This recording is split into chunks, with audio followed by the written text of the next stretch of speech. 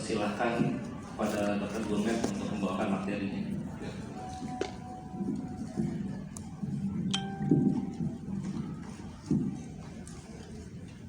Ya, terima kasih Dr. Renaldo.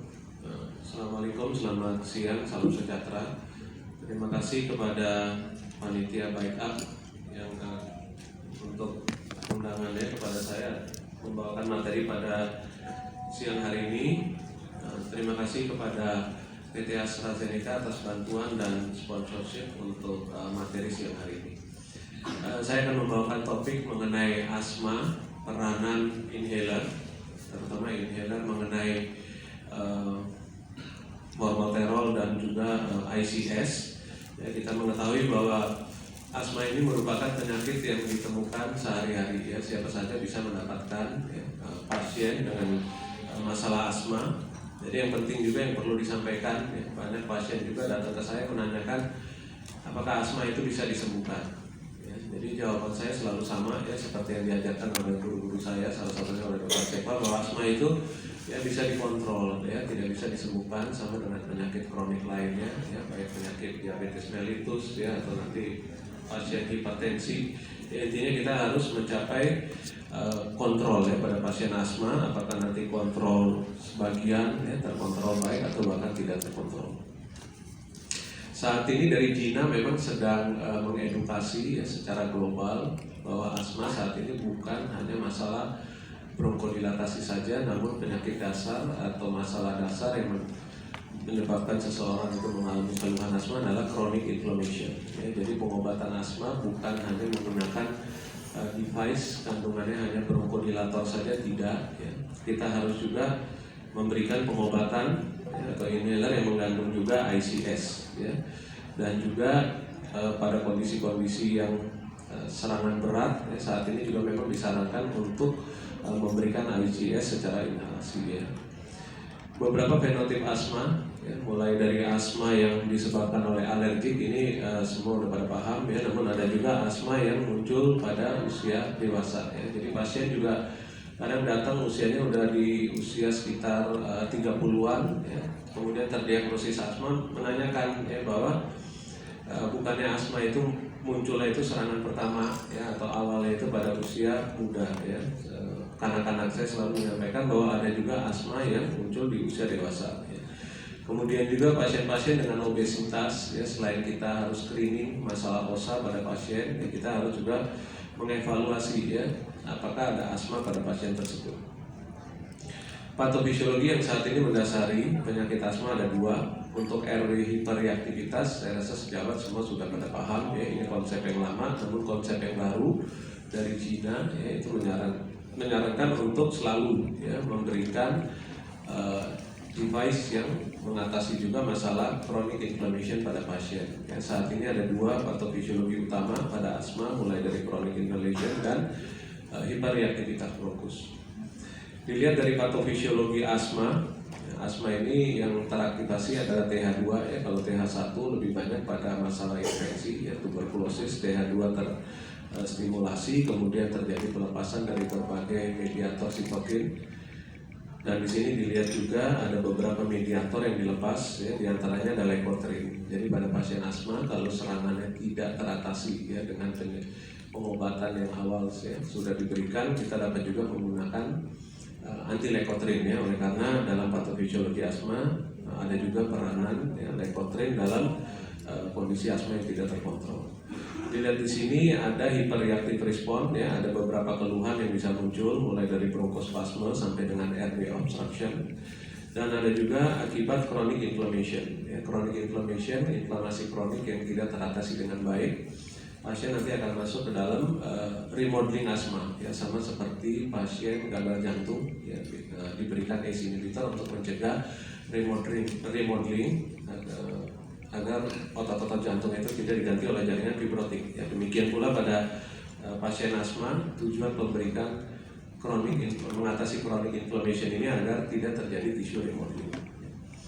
Untuk diagnosis asma, sejawat bisa download, ya, di China, bahwa pasien dengan masalah respirasi, keluhan batuk lama, sesak nafas, ya, batuk terutama pada malam hari, atau ditambahkan ada riwayat dari keluarga, ya, bisa langsung dilanjut ke screening. Ya, screening yang awal adalah digunakan 2 tools, yaitu spirometri dan juga X-ray. Ya, kita harus singkirkan apakah ini ada penyakit lainnya juga, ya, penyakit respirasi.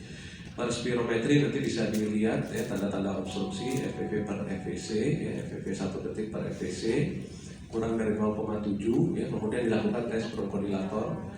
Apabila ada perbaikan lebih dari 12%, nah itu masuk kategori asma, kurang dari 12% adalah COPD. Ya. Apabila tidak termasuk kategori tersebut, harus dievaluasi ya penyebab yang lain, apakah emboli paru atau mungkin pasien ada angina pectoris stabil. Pasien datang dengan keluhan asma, ya, sudah diberikan terapi, ya, terapi nanti apakah inhaler dengan golongan anti lekotrin atau terapi lainnya. Saat kontrol wajib ya dilakukan asma kontrol test untuk mengetahui apakah pasiennya ini ya, sudah partially kontrol atau belum terkontrol dengan baik. Nanti bisa dilihat di sini ya masuknya scoring di mana. Ini wajib dikerjakan. Jangan nanti pasien hanya datang kita tidak melakukan asma kontrol test. Ya, pasien datang dengan keluhan mungkin hanya 1 saja ya aktivitasnya itu terbatas. Sedangkan poin 1 sampai 3 tidak terpenuhi. Ya seharusnya pasien masuk dalam partially control, jadi pengobatannya lain ya mungkin harus dilakukan juga ya senam asma, diedukasi kepada pasien atau mungkin ada hal-hal lain yang perlu dievaluasi, jadi tidak perlu menambahkan obat lain duluan ya, jadi perlu dievaluasi. Nah untuk tata laksana asma secara umum harus dijaga ya keseimbangan antara kontrol simptom yang baik ya sehingga tujuannya ada 4 tujuan yang bisa dicapai ya, menurunkan mortalitas ya, eksaserbasinya juga akan lebih rendah, kemudian airflow limitation ya, obstruksinya juga bisa diperbaiki dan juga perlu dievaluasi side effect ya, efek samping dari tata laksana. Kalau diberikan kortikosteroid oral terlalu lama yang muncul nanti ya mungkin diabetes ya, diabetes tipe lain bisa terjadi, kemudian mood base ya, sedangkan untuk yang inhalasi juga demikian, kita harus evaluasi oleh karena beberapa kepustakaan juga sudah menginformasikan penggunaan steroid inhalasi jangka panjang ya, mereka mendapatkan kalau yang lebih dari 1 tahun ya bisa muncul nanti TBC ya, TBC dan penggunaan jangka pendek kalau kita tidak mengedukasi pasien ya pasca menggunakan inhaler yang baik maka bisa muncul juga masalah pneumonia. Jadi sangat penting ya untuk mengatasi inflamasi kronik pada pasien asma. Ya, oleh karena di sini dilihat yang saya blok ya warna merah. Ya. Jadi walaupun pasiennya kalau mungkin pasien sering datang juga hanya menggunakan SABA ya short acting bronchodilator ya menggunakan B2 agonis yang short acting. Keluhannya teratasi ya, jadi setelah itu tidak menggunakan lagi atau menggunakan SABA saat ada keluhan. Namun chronic inflammation ini tidak teratasi ya, di sini sudah diinfokan juga oleh Gina bahwa walaupun pasiennya asimptomatik namun chronic inflammation ini terus terjadi ya, apabila tidak diatasi dengan tepat ya, masalah eksaserbasi akan lebih tinggi dan juga kedepannya tissue remodeling ya, tissue remodeling ini juga akan menjadi masalah pada pasien. Jadi bukan SABA yang mengurangi chronic inflammation, melainkan kita semua sudah mengetahui bahwa kortikosteroid itulah ya yang dapat mengatasi chronic inflammation. Sehingga tujuan dari tata laksana asma per GINA guidelines ya, ada 2. Pertama adalah symptom control ya, dengan mengatasi symptom control pasien bisa menjalankan aktivitas sehari-hari dan juga penurunan dari resiko tadi yang mortalitas, eksaserbasi dan juga yang mereka mencantumkan di sini saya blok juga warna merah ya. Jadi pasien walaupun datangnya dengan keluhannya yang ringan saja ya atau mungkin keluhannya hanya yang tadi sudah saya sampaikan mungkin hanya batuk aja pada malam hari ya tidak diobati. Nah ini juga tetap ya mempunyai kesempatan untuk mendapatkan serangan eksaserbasi yang berat ya di kemudian hari. Saya selalu mengedukasi kepada pasien saya yang datang berobat dengan asma ya bahwa tata laksananya harus yang tepat ya. Karena pasien sering menginfokan sesaknya nggak ada masalah dok, hanya batuk-batuk biasa saja. Iya benar ya batuknya biasa saja. Namun kalau terkena serangan, umumnya pasien yang golongan tersebut pengobatannya tidak tepat, serangannya akan lebih berat ya, bahkan bisa sampai masuk perawatan di ICU. Nah update dari GINA Guidelines 2018 dengan 2019 ya di sini bisa dilihat yang di blok juga yang warna merah ya, bahwa di GINA 2018 ini mereka masih menyarankan ya penggunaan SABA sebagai reliever ya, sedangkan di GINA 2019 ini mereka sudah mencantumkan ya ICS formoterol ya sebagai reliever utama yang dapat digunakan dan bukan lagi SABA ya. Namun mereka juga menyarankan ada track 1 dan track 2. Untuk track 1 memang disarankan penggunaan ICS dengan formoterol ya, itu harus diusahakan. Saya rasa kalau di daerah Bekasi tidak ada masalah untuk device yang mengandung ICS formoterol.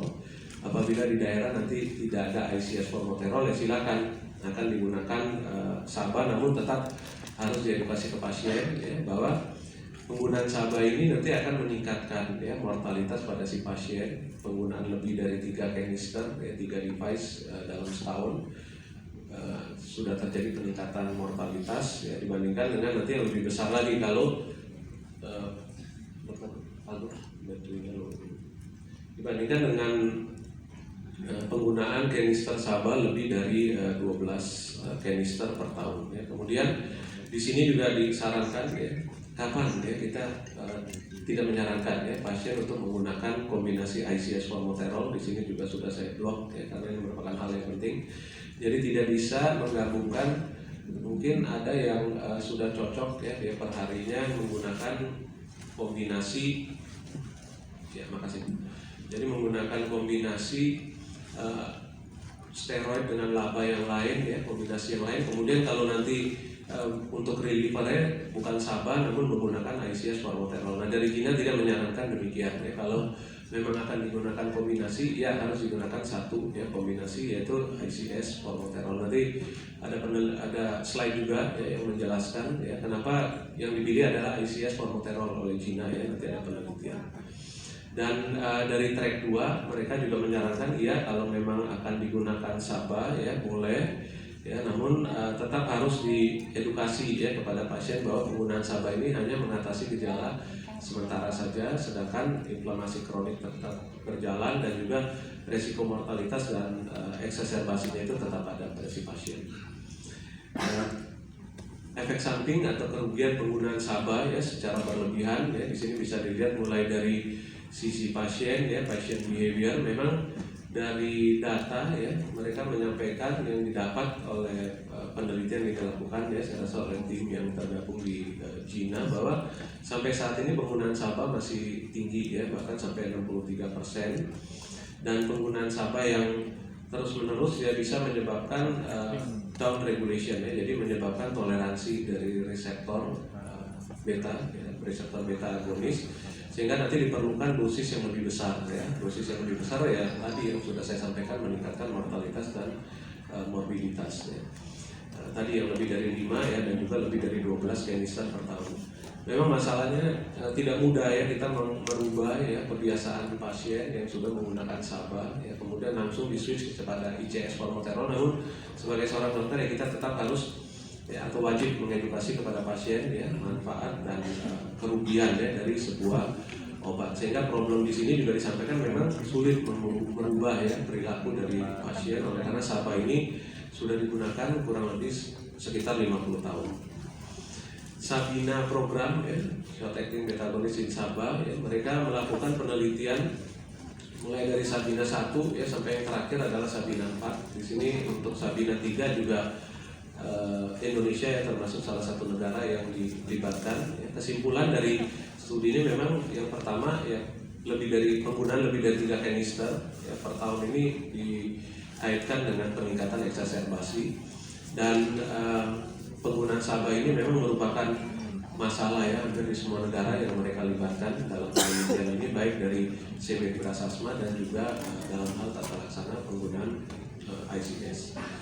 Dari Sabina 3 yang dilakukan di 24 negara, kesimpulan yang mereka mendapatkan bahwa masih sekitar 38%. 38% pasien ini masih diresepkan ya SABA oleh physician ya, jadi oleh dokter, dan penggunaannya sudah lebih dari 3 kanister ya per tahun, hampir sekitar 38%. Dan dari 38% ini mereka mendapatkan penggunaan kanister lebih dari 3 ya, kanister per tahun itu akan meningkatkan mortalitas 40% dan juga akan mengalami penurunan dari terkontrolnya si asma ya sebesar 36%. Dan untuk di Indonesia ya sama juga yang didapatkan ya oleh tim peneliti di negara lain, bahwa memang masih juga ya banyak sejawat dari berbagai bidang ya masih merasakan SABA itu sampai 37%, dan kejadian eksaserbasinya dalam 1 tahun itu mencapai 47%. Jadi bisa saja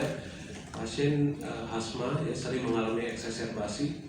Yang satu mungkin penggunaan atau compliance si pasiennya tidak baik, atau memang ya kita belum mengedukasi ya bahwa penggunaan SABA ini akan meningkatkan kejadian eksaserbasi, sehingga perlu diganti ya device. Ya silakan aja mau diganti device ya, namun yang harus mengandung ICS dan juga LABA ya, long acting beta agonis. Dan dari Cina juga mereka menyampaikan ada beberapa kuesioner ya. Kadang pasien itu sulit melepaskan SABA ya. Pasien-pasien saya juga kadang tetap aja ingin menggunakan SABA karena ya reliever ya cepat. Nah ini bisa di download ya, silakan. Ini ada www.stopketergantungan.id ya, ini terjemahan dari Cina. Bagaimana ya kita seorang dokter ini bisa mengevaluasi apakah si pasien ini sudah adiksi ya terhadap penggunaan SABA. Nanti dihitung skor. Apabila termasuk skor yang high risk ya maupun medium risk, nah ini tugas dari kita ya sebagai dokter harus terus mengedukasi pasien ya. Dan apabila pasiennya ini termasuk yang low risk ya dari ketergantungan tadi ya SABA ya, ini merupakan hal yang bagus, jadi tetap harus dipertahankan ya agar tidak menggunakan SABA. Punya apa mereka? Ya, dan efek dari antiinflamasi ya pada penggunaan ICS ya budesonide dan juga formoterol, bahwa setiap inhalasi yang digunakan oleh si pasien itu langsung ya akan mengatasi efek antiinflamasi pada saluran nafas ya.